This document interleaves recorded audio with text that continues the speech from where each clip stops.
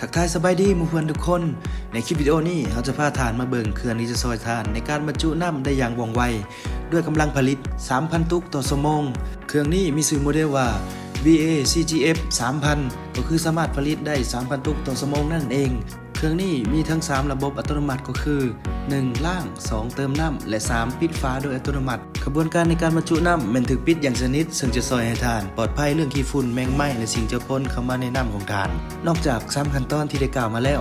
ท่านยังสามารถซื้อขั้นตอนอัตโนมัติอื่นๆได้เพิ่มเช่นเครื่องสวมสแตมป์เครื่องฮดสแตมป์เครื่องยิงวันตีและเครื่องแพ็คอัตโนมัติ